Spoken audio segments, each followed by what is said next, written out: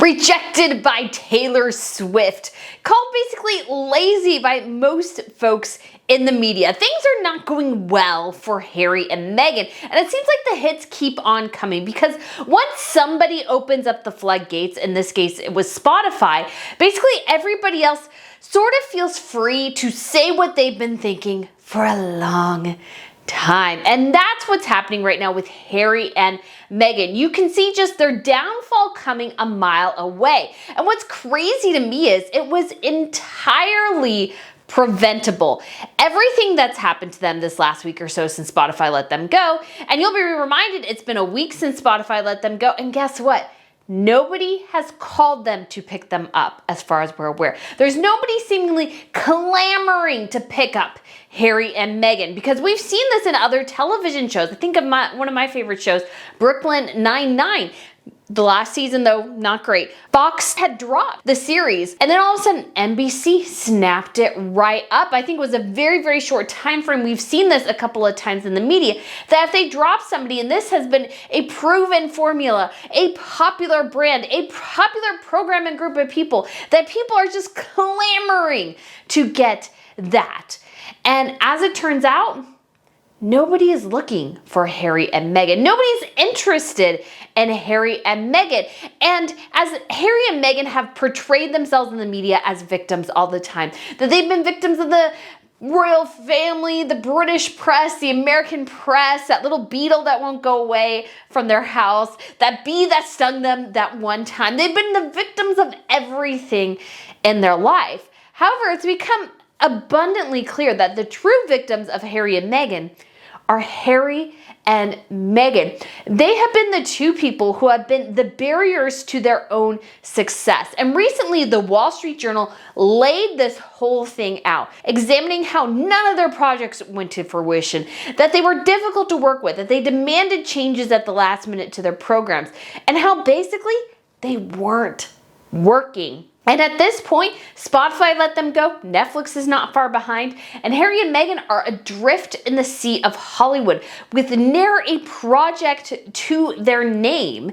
And really, it's going to be an uphill climb from them, and I think this is the precipice of their downfall, given this very public separation they're doing now of their businesses. I think in terms of the direction Meghan is going and the direction that Harry is going, I don't think their marriage is too far behind. So we're going to examine this today, focusing on this recent Wall Street Journal article. I'm going to give you guys some thoughts to think about, and we're just going to go over how, despite everything, all the advantages that Harry and Meghan had in Hollywood when they first walked in, they've crashed and burned every single one of them. They've burned bridges, they've destroyed their supply lines, leaving them adrift without a direction, without a purpose, and most importantly, without a lot of money behind them anymore. And I don't think they can necessarily recover. So we're going to go through this utter downfall of Harry and Meghan. But if you guys haven't been here to Royal News Network before, my name is Brittany and I provide compelling royal commentary.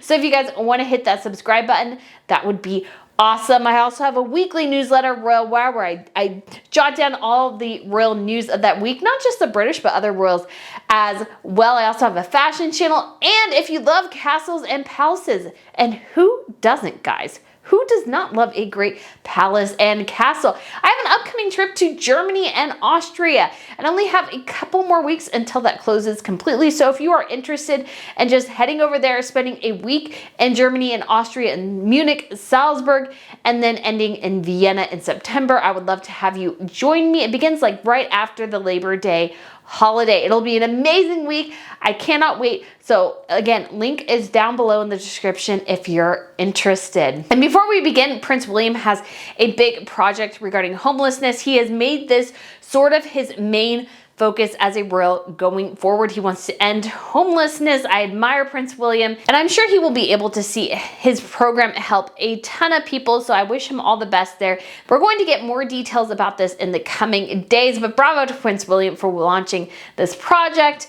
And then on to something more serious as well. Sarah, the Duchess of York, has been diagnosed with breast cancer, and she's gone through surgery, and so wishing her and praying for all the best for her. My family has a lot of experience with breast cancer. My mom's been stage 4 for about 6.5 years now. So all the blessings and prayers to Sarah and her family. So this would be the wife of the Duke of York, Prince Andrew, and mother to Princess Beatrice and Princess Eugenie, and grandmother to 3. So many prayers over to Sarah, hoping for a speedy recovery for her. But like I said, this Wall Street Journal piece, it has been, again, just ever since the Spotify news dropped, it's been story after story after story. And you got to remember too, the Wall Street Journal was the one who broke the Spotify story. The Spotify had dropped Harry and Meghan. Basically, it feels like the floodgates have opened. And then you see this happen when it came to like Harvey Weinstein, Bill Cosby. Once that door is opened a smidge, all of a sudden just everybody wants to come through.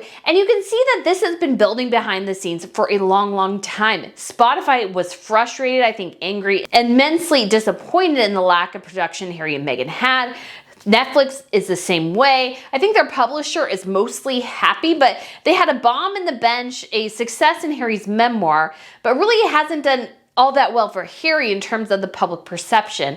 So in the way for Harry and Meghan, it sort of bombed, although the publisher got a decent chunk of change for it. But things have gone just from worse to worse. And it feels like more and more people are talking, because I get very much the sense that, at least from this Wall Street Journal piece, and again, this is not the Daily Mail, this is not the Sun, even though those publications definitely do have reputable stories that come out of it. This is the Wall Street Journal. It's a high-profile publication, very, very well respected here in the United States.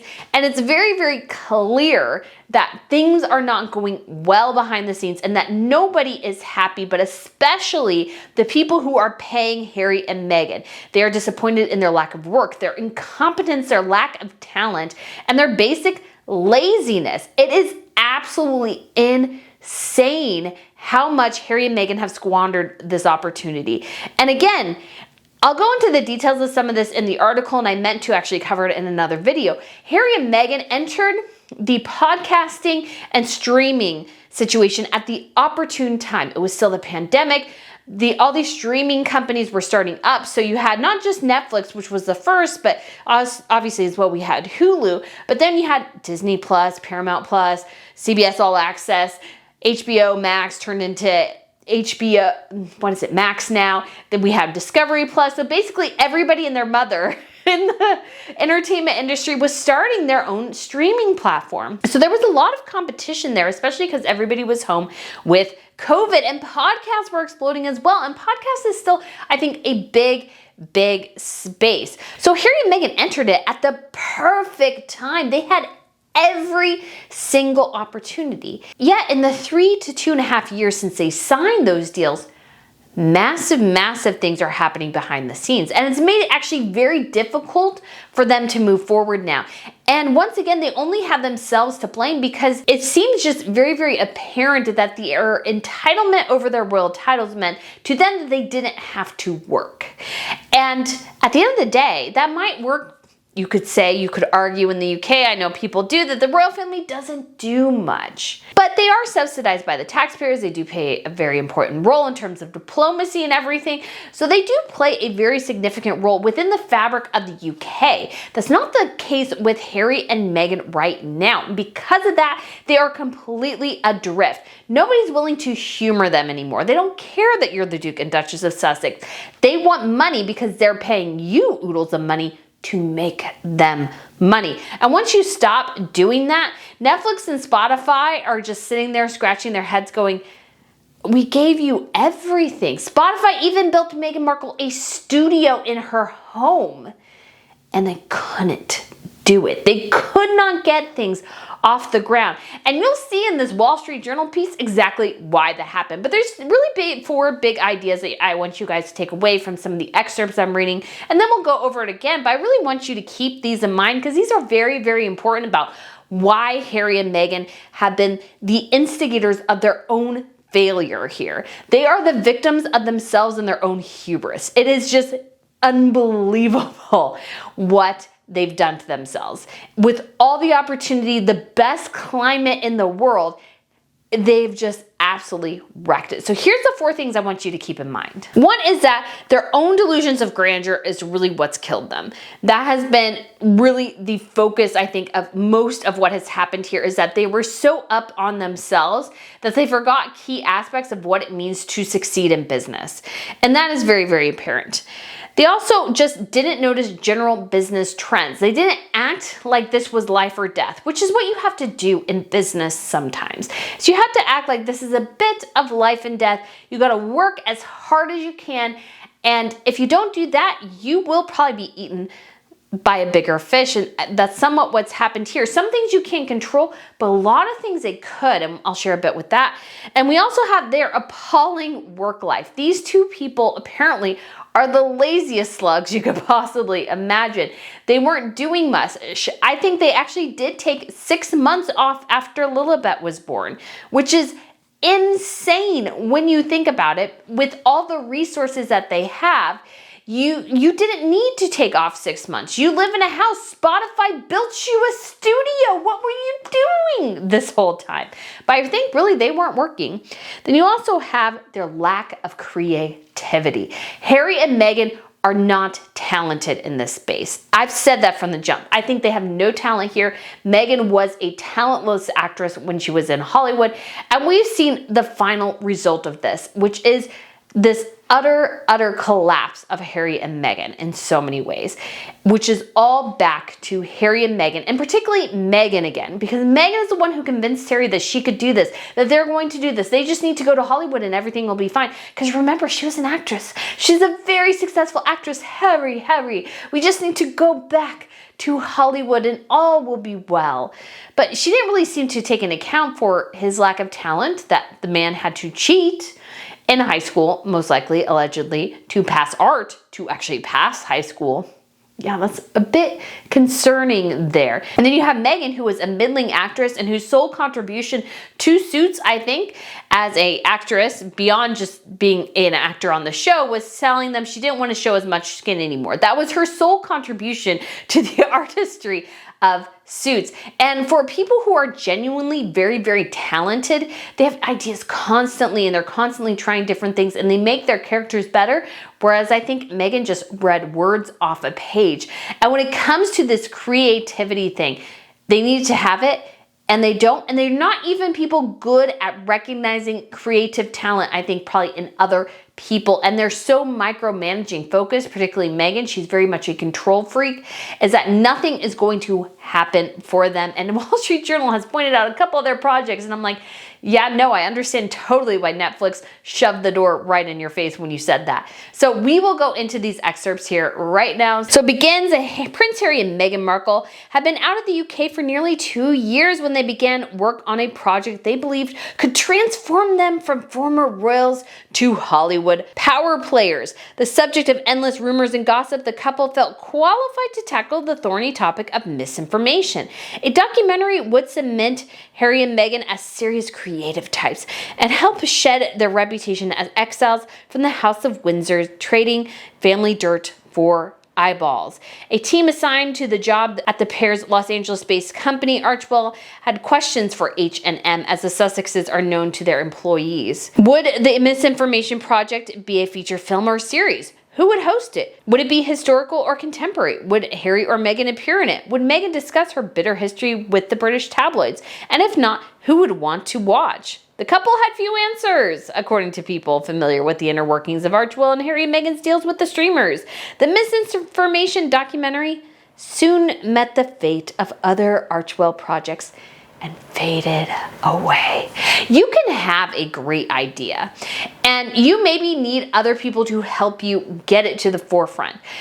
But misinformation is a tricky topic, especially from the people who are huge influencers of misinformation. Harry and Meghan, let's not forget, blatantly lied to the British people when it came to Meghan Markle's birth. They told the public and the press she was in labor after she had already given birth. That is a lie.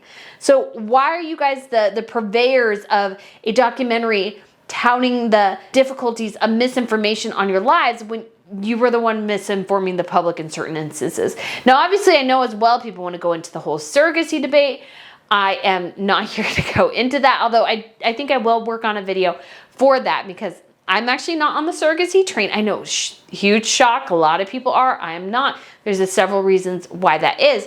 But Harry and Meghan really very much are the reason the surrogacy rumors grew and continue to have legs. And that's because of that moment of the birth plan. Yes, her bump was weird at times, not denying that at all. I think that has more to do with Meghan's ego and her narcissism than anything else, that she wanted to pad it to look better in certain ways, that she would stick out her gut so she could really, really sell the pregnancy and everything. It's like, honey, you're already pregnant. Why are you trying to sell it more? That's just dumb.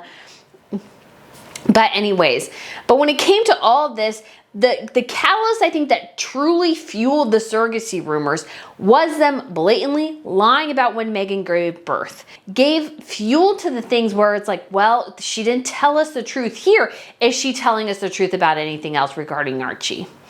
And then they have this weird thing where they don't want us to see the kids because they're private citizens. And yet they endlessly talk about them most of the time. And it's like, well, you can't have it both ways. You can't have us invest in your children as the public so we support them as a prince and princess for the perpetual future if you don't let us see them. There is a social contract that basically exists between public figures and the public, especially when it comes to royalty, in a way that there isn't with celebrity. But you also have to go back to H&M, that they make their employees call them that. I feel like is perhaps somewhat a demeaning way. Like, you can't call me by full name. And I know that the Duchess of Sussex is too long, so you just get to call me M. Just call me M. And I feel like that's condescending. Like, I can't call you Meghan, I have to call you M. Even though it's a nickname, it feels also like, well, you're not good enough to refer to me as Meghan or Meghan the Duchess of Sussex. I just get to be M to you. That's what it somewhat feels like. But you get this sense here that they had perhaps an idea, but they couldn't figure out if it was going to be a series or a movie. They had no idea of logistics because Meghan and Harry had no freaking clue what they were doing. And granted, they've tried to argue, well, it's like, well, we weren't planning on doing this from the beginning when we initiated Megxit. I'm like, yes, then what were you going to do?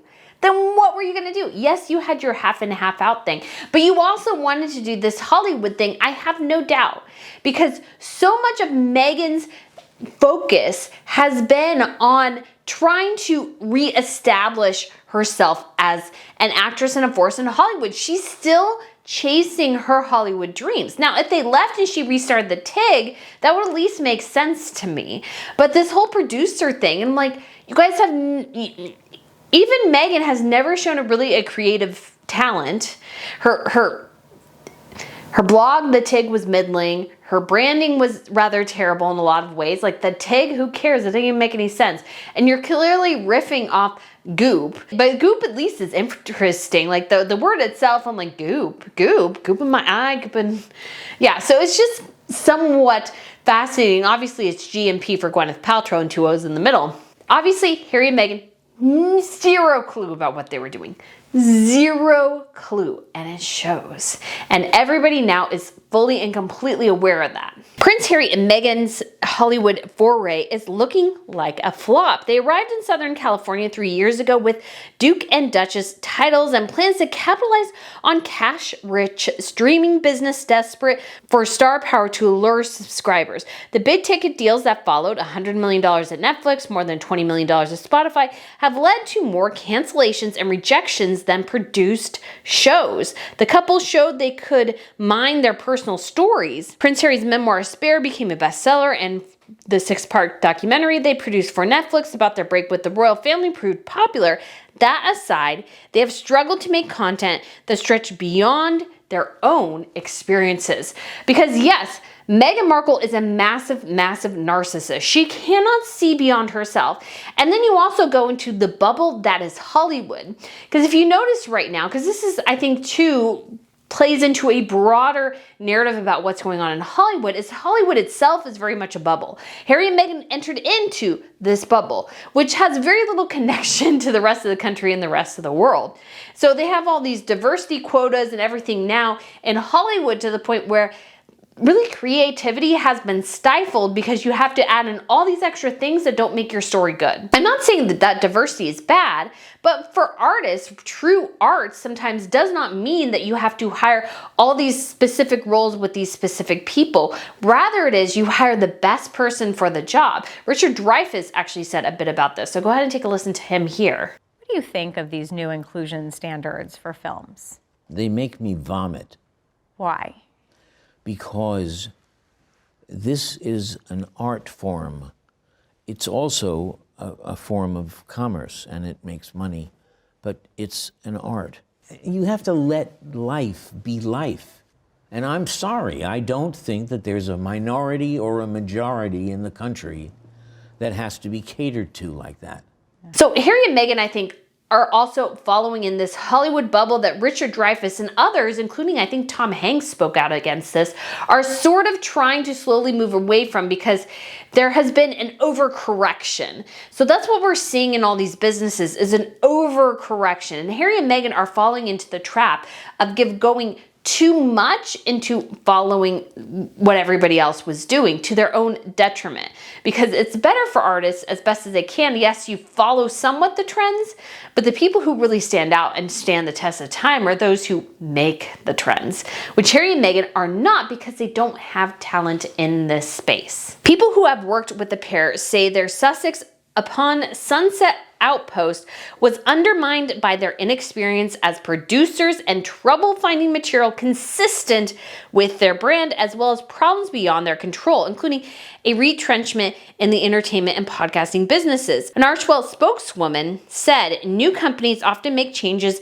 in their startup phase, both with people and strategy, and we are no exception. We're more equipped, focused, and energized than ever before. I somehow highly doubt that. She said the company recently hired a new head of scripted content, actress and producer Tracy Briderson. Okay, I think that's even new than what we recently heard just a couple of months ago. So they're already changing their scripted content person. And this is not just, oh, we're a startup and we're trying to find our feet. No, this is incompetence. That's what this is. This is incompetence and talentlessness. They do not have an ability in this area. This is not their skill set. This cannot be their career because they fundamentally have no talent for it. And because of that, this is all crashing and burning. So just going, well, you know, we're just like any other startup. We're trying to figure things out.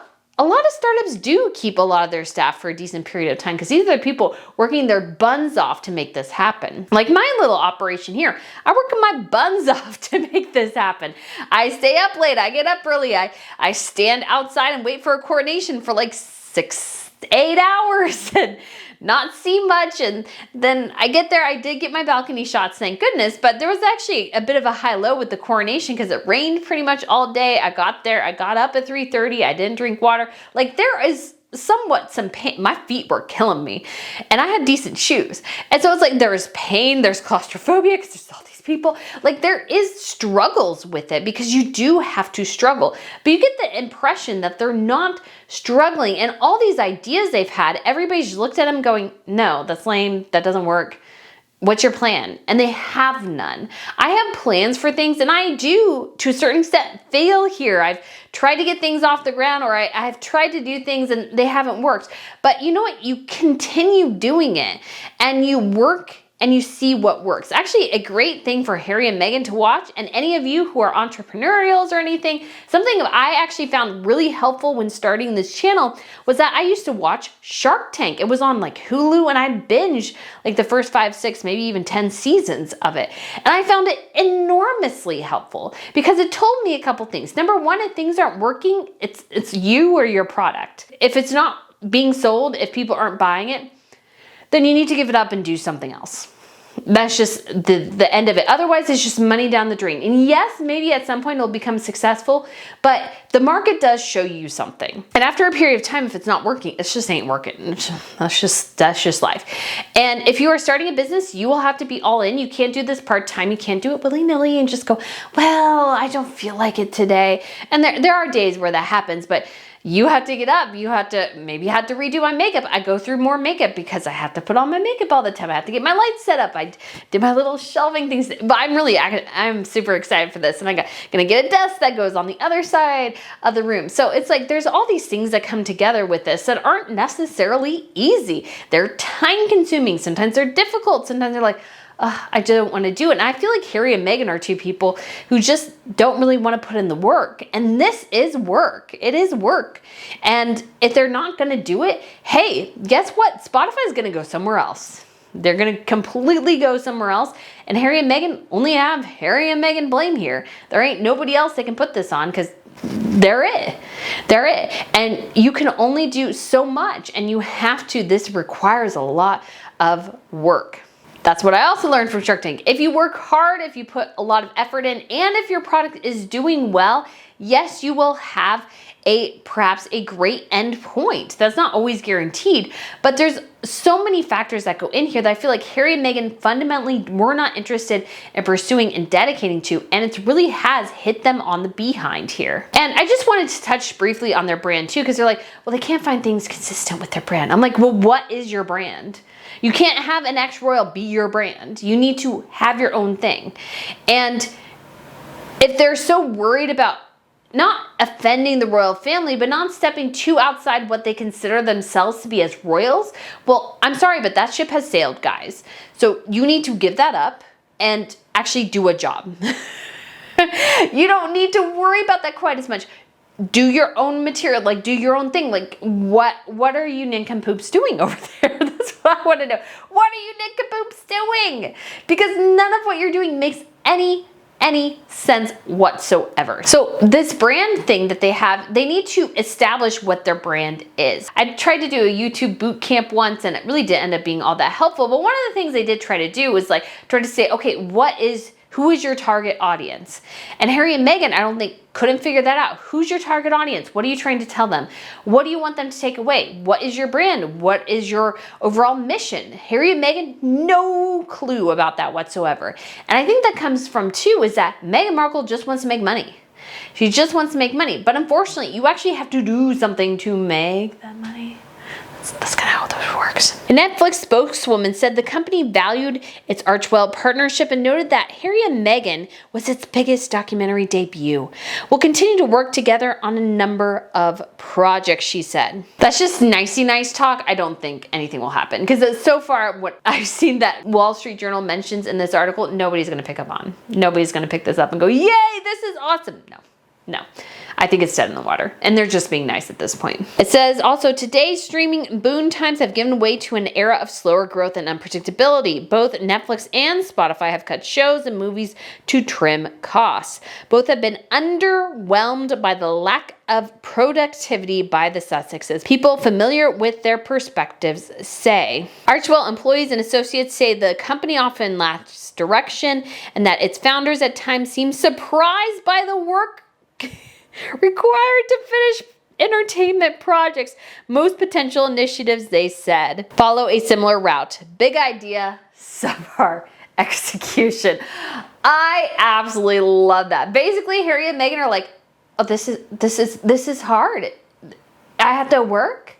You mean it's not done yet? No, guys, it's not done yet. When I do these videos, and I don't always do this, and I really should because I do catch things, but sometimes I'm just trying to get them out and I'm like, oh my gosh, I'm so done with this. I don't want to do it again. But editing takes a long time. It takes 2 to 3 hours. And it's not easy. You have to pull in pictures. I take out weird breaths. I do all these things so that it looks good.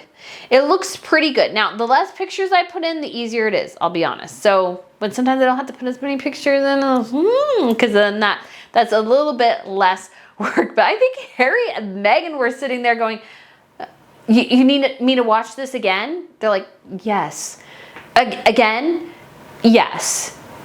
I need to watch it again. Yes, you need to watch it again. You need to give us more feedback. Because what happens here, if you're, let's say, even a writer or a producer or anything like that, you see multiple drafts of things. You go through and you go 12 times. Because yes, you can put up your initial, but usually you should go through, read it, give it a day, come back, then post it or whatever. Because if you don't get that chance, you will inevitably screw something up. Good quality products require lots and lots and lots and lots of reviews and drafting and everything. Now, not everything can be that. News stories have to go out quickly. They may get one review or two, but they have to get up.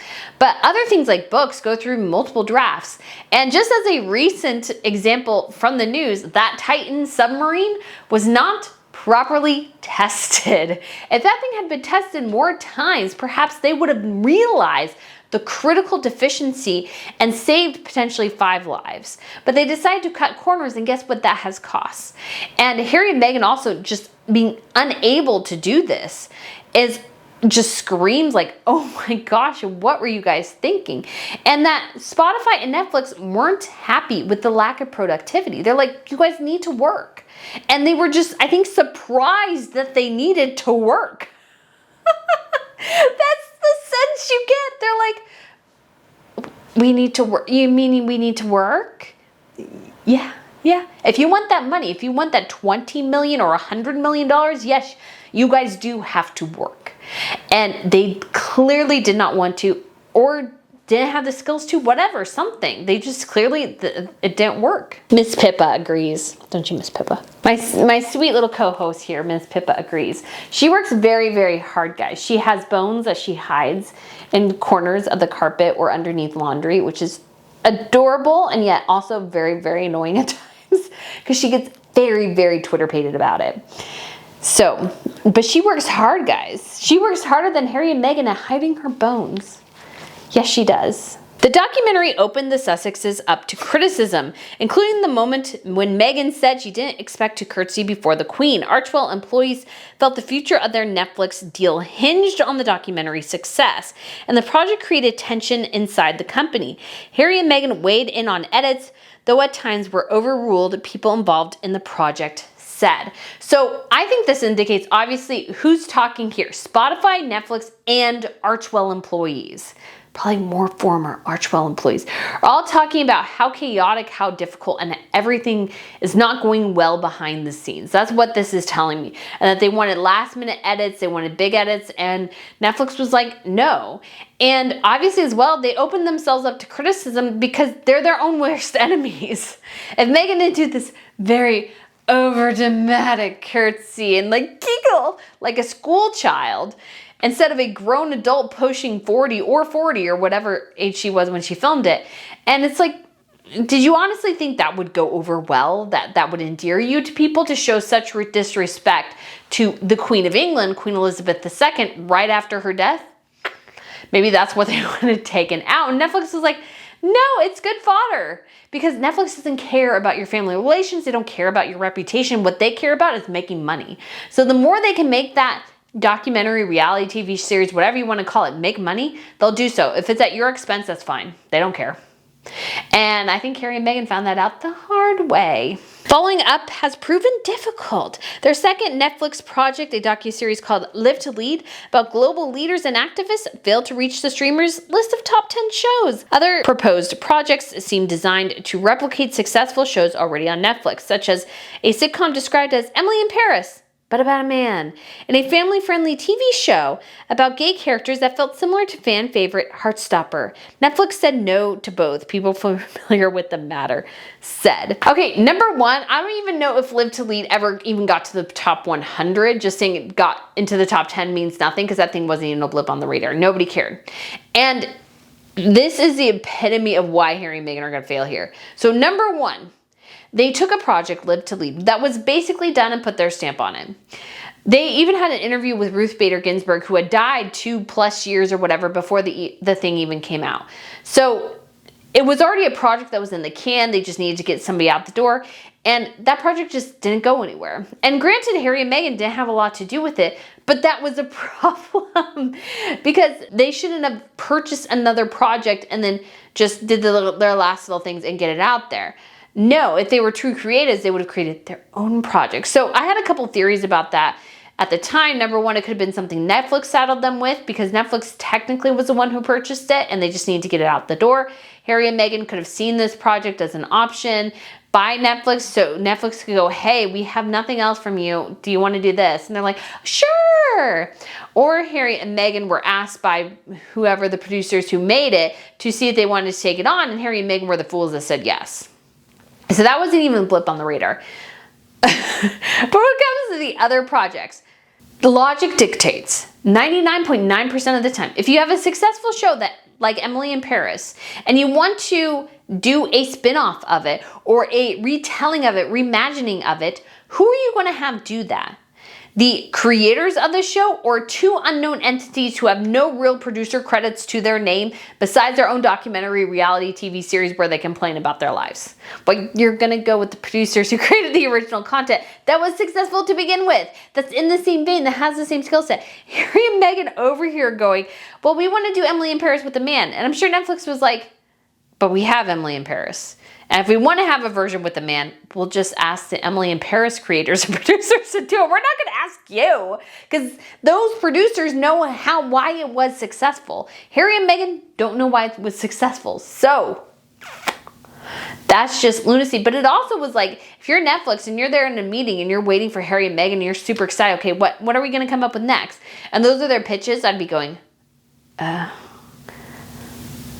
And then I'm also wondering too, why in the world did you sign them for $100 million if these loons, the best thing they could come up with is Emily in Paris with a man? Beyond talking about the royal family, yes, they wanted the royal family, but also you've got to think that Netflix is also wanting more. They weren't just going to give them $100 million to talk about the royal family. They wanted a little bit more than that. And Meghan perhaps did spin a good game, but when it push came to shove, she really did have no ideas and no execution plans whatsoever. Because again, I feel like this is more of Meghan, this is Meghan's dream, this is Meghan's world. Harry's just a dummy that followed her there. Executives at Netflix have groused about Archewell's output, according to people familiar with the matter, and feel that the success of Harry and Meghan documentary is all the company has shown for their deal. Today, one Archewell project is nearing completion. At Netflix, a documentary series on the Invictus Games, a tournament Harry founded for wounded veterans after serving 2 tours with the British Army in Afghanistan. Harry and Meghan are also developing a TV show for Netflix called Bad Manners, based on Miss Haversham's, a Charles Dickens character from Great Expectations. The prequel would recast the lonely spinster as a young woman living in a patriarchal society, though it is unclear whether the show will get green light from Netflix. I'm gonna say no. That show sounds horrendously awful. I don't know who would watch that. Who cares? And I'm also wondering, did Harry and Meghan ever read Great Expectations? I know for sure Harry didn't. Meghan may have read Great Expectations, but you don't really expect a lot from two people who probably didn't read Great Expectations. No, I mean, they totally could have, but I'm like, what? What? It's just, they have nothing. They literally are a big old nothing cake. Total epic flop and failure.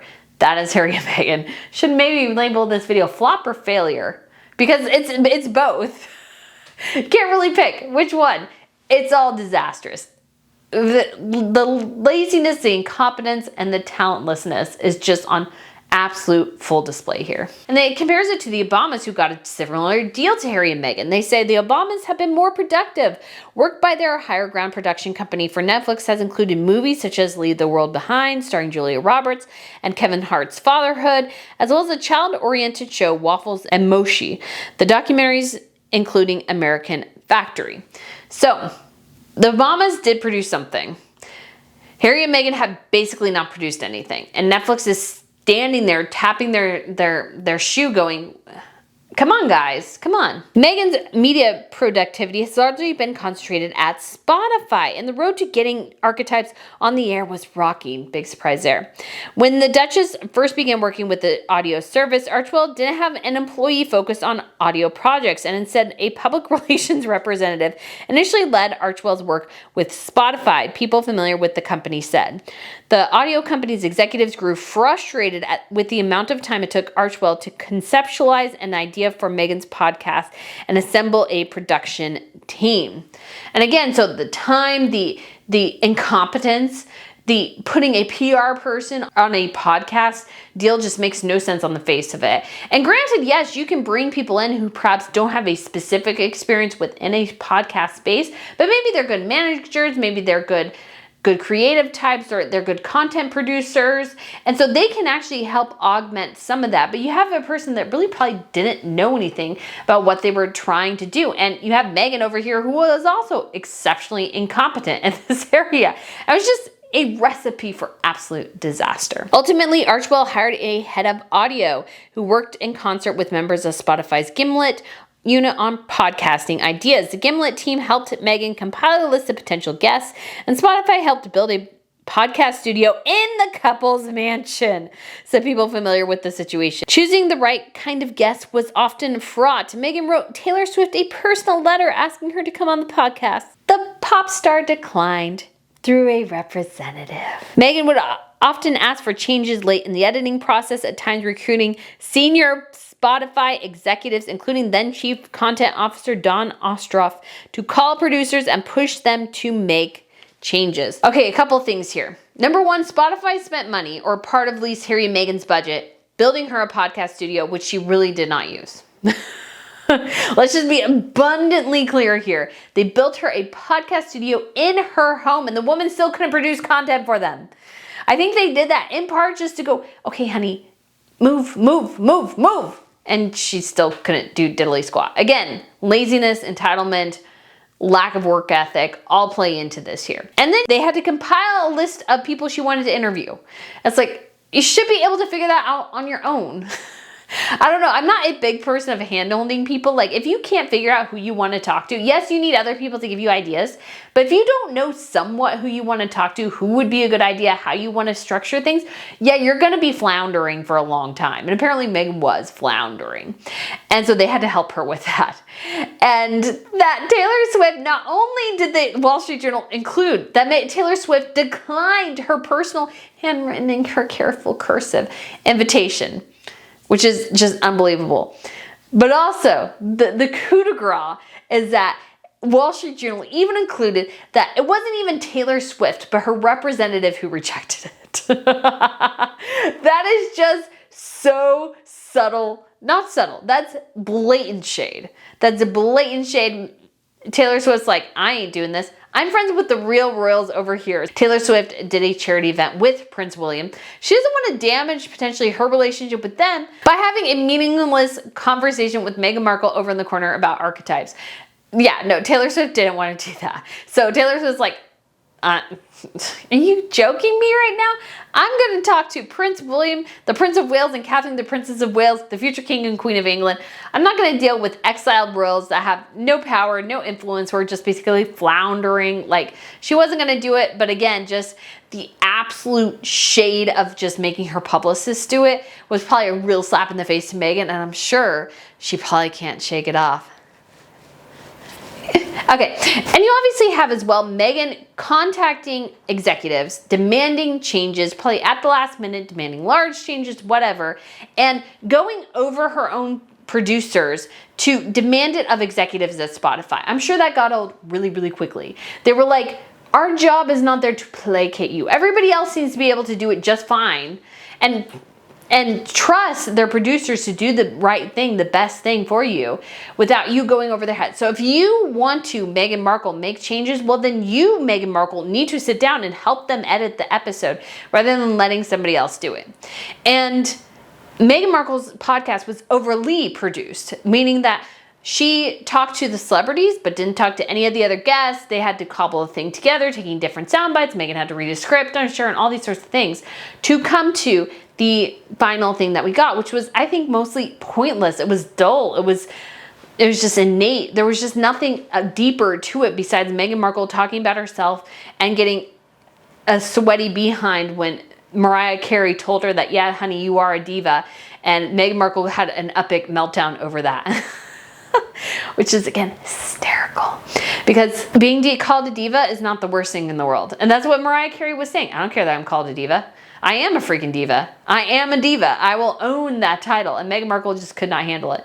It was hysterical. But again, you see all the problems here. Lack of creativity, incompetence, and the lack of talent. She had no talent, Meghan, in this space, and it shows. Given the show's success, the audio company and Archwell executives began discussing a second season. Those talks stalled for months before Spotify told Archwell that the show wouldn't be renewed. Archwell didn't make good on all terms of the Spotify deal, which included each of the Sussexes voicing and being directly involved in a podcast. Harry, in particular, struggled to land on an idea. And I didn't cover this because I didn't get a chance to yet, but apparently Harry's idea was to get tyrants and dictators to sit down and talk about their childhood traumas, which is idiotic. Like trying to get Vladimir Putin in to talk about his childhood trauma. He would never, ever, ever, ever, ever do that. As a dictator, what you don't do is tell people about your trauma. That's what you don't do. You are a strongman dictator. Vladimir Putin, a lot of people are saying, is struggling with Parkinson's, maybe even cancer. Like, you get all these videos of him being weird and stiff and not being able to move well and stuff. And they cover it up. They don't cover it in Russia. They try to show him as best he can, you know, riding a horse shirtless or whatever. They used to do those, and wrestling a bear, whatever they had the guy do. But it was all to show him as a strong man. What strong man wants to go, okay, so now because I've been the strong man, but now I need to be the weak man. Now what I'm going to do is I'm going to go on a podcast with Prince Harry, talk about all my grievances from my childhood and put them out for the world to see and mock. Because has any of this childhood rehashing gone well for Harry? No. These guys aren't idiots. They got in power usually for some sort of reason. And yes, maybe they're not the sharpest tools in the shed. Maybe they got there through nefarious means. But what you don't do is talk about your childhood traumas. That's not what you speak of any dictator in World War II. That's exactly what they did not do. You have to show a strong presence. You don't show people your weakness. They'll walk all over you. They'll kill you. Like literally, it's life and death when it comes to being a dictator. That's why it drove them mostly insane, because you cannot have that level of power and you become so paranoid because any misstep you make could end in your death. And this extends to monarchs throughout Europe, throughout history, who had absolute power. Again, most of them, vast majority of the time, you showed people your strength, you never ever showed them your weakness. So Harry even suggesting that, it shows what an idiot he is. And also, it's like, who wants to rehash over and over and over again the worst aspects of their life for money? Most people don't. Most people don't. Most people, like healthy people, move on. They move on, Harry. They don't like obsess about it the way you do. And because of that, that's, you know, obviously contributed hugely to Harry's decline in popularity, is his endless rehashing of his childhood traumas, because most people are like, can you just let it go? And Harry can't. Harry can. That is his issue, is that he cannot let it go. But again, it's just become something that everybody's like, you've got to end this, or we've got to end it. We've got to take a step back because it's becoming way too much. And that's what we see here a lot. Ed Owens, author of the book After Elizabeth, Can the Monarchy Save Itself?, said Harry tried to return to subjects he previously focused on, but without the foundation of being a working royal. They haven't found the one area that they can really call their own. Well, that's your guys' problem. And then part of it is that Harry and Meghan in particular, is a shallow, vain, and vapid person. I've said that time and time again. I think that is an apt description of her. And because of that, she cannot come up with her own brand, really. It's because she's following trends. She wants to talk about things everybody else is talking about. She doesn't have a clear, focused vision of something that cannot be deviated, because she's constantly trying to hit the zeitgeist, trying to constantly hit what everybody else is hitting, the beat of the moment. And yes, some of that is obviously naturally intersects with your interests, but a lot of times it doesn't. But you still have to talk about what interests you. You still have to be somebody who has an interest. If I was a royal, for example, and let's say I married a royal, left the royal family, got divorced or whatever, one of my passions is historical preservation. So I would be a part of historical preservation as a royal and as a non-royal, because I still care about that. And so that this idea that Harry and Meghan can't figure out what to care about without the royals, it's like, that's just dumb. Like, why don't you just do what you're passionate about? Harry does have the Invictus Games, but I think part of the problem is the Invictus Games is not as happy with Harry anymore, because Harry himself has damaged his relationships with everybody so badly at this point. That's what's happening here. So Harry just is completely adrift. and he only has his wife to blame here. This month, Spotify and the Sussex's audio company announced they were ending their partnership. WME, the talent agency that recently signed Meghan, said at the time that the Archewell team was proud of Archetypes and that the Duchess continues to develop content for that show's audience on another platform. Archewell executives hope working with WME will bring about new opportunities from brand partnerships to podcasts. Yeah, no, that's not happening, guys. You will get some, but all these articles coming out about your lack of talent, your laziness, and your incompetence, that hasn't changed. So that'll just continue. So what brand partnerships are you gonna get for a podcast you seemingly cannot produce? And I'm sorry, but the audience for Archetypes wasn't there. It was small. I know Meghan stans, because they're on my Twitter all the time, just are like so like excited to go, well, her podcast was #1. I was like, guys, she was artificially put at #1. If you look at the actual top episodes of Spotify, the top 3 are Joe Rogan, Joe Rogan, Joe Rogan when Meghan debuted. She got at most up to #5 or 6. So she cannot be the #1 podcast if the 3 top episodes are Joe Rogan. That's just impossible. So we know she was artificially inflated to the top spot. As a way of garnering publicity and interest, that's what they did. But it doesn't work because it's fundamentally not true. I think what happened too is that Spotify was like, okay, well, this was somewhat successful, but like, you know what, we're gonna sit here for a bit and see how it does long term. We're not just going to say, yes, let's start a second season, because it debuted, but the numbers weren't as good as we were hoping, and the listenership, you know what, the metrics here aren't as great as we were thinking they could be. And as they watched it, I think what happened was once the series was done, it just fell. It was just in free fall and nobody cared anymore. And without the media machine behind it promoting Meghan by just talking about her. After that, it cratered, and you can see each episode. So I went back through and I took screenshots of the different episodes. I didn't get them all because honestly, after a while, I found it immensely boring. And you can see just every week, it would go from being in the teens to debuting in the 20s. And then I don't know if it got to the 30s or not at the debut. So the audience each week dwindled. And so Spotify's in there going, okay, so yeah, it did well, but we're looking at long term here and it's trending very, very downwards. And Meghan Markle's like, well, when's season 2? And they're like, well, you know, let's wait and see. She's like, well, when's season 2? And they're like, we don't think there was going to be a season 2. And I'm sure she didn't understand why there wasn't going to be a season 2. Because she's like, well, why not? And they're like, well, nobody watched. Nobody watched. And that's a huge, huge issue for Meghan. Is that, yes, she generates a lot of noise, but it doesn't turn into clicks. It doesn't turn into conversion. That's what you need. It's not just that people watched it. Did they convert? Did they sign up to watch more Spotify? Did they engage with the content beyond that? Or did they listen to the first 3 minutes, thought your voice sounded so grating and annoying that they tuned out? I think that's what Spotify determined, and that's why she didn't get a second season. It's not just that, oh, it was somewhat a success, which it was, not denying that. What I'm saying was it couldn't maintain its successful stature. And that at that point, Spotify had to cut its losses. And it ended like this. Given their distance from the crown, the sheen Harry and Meghan once lent show business projects is dimming. It helped cost them what was intended to be their first project with Netflix, an animated show about powerful women of history called Pearl. The children's show was developed when Meghan was still a working royal and was created with help from David Furnish, who knew the royal family through his husband, Elton John. When the couple left the palace and signed their deal with Netflix, Pearl was the first show announced. Netflix canceled it in May 2022. Executives decided that few children would care if the show they were watching had been produced by a duchess. And again, that's key. Just because Harry and Meghan produced it doesn't mean people are going to watch it. And I think that's what Spotify and other companies banked on initially, is that because she's a royal, people are going to watch.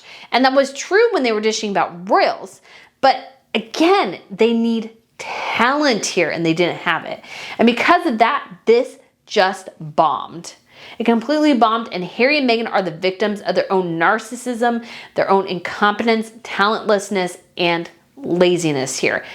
And I think I talked about this in a bit of a video, but I just want to reiterate this again, is that also Harry and Meghan came into this industry at the perfect moment. You had COVID, the lockdowns, you had people streaming a bunch, you had people listening to podcasts. So the whole environment was there to make great content or to hit people as content consumption was going up.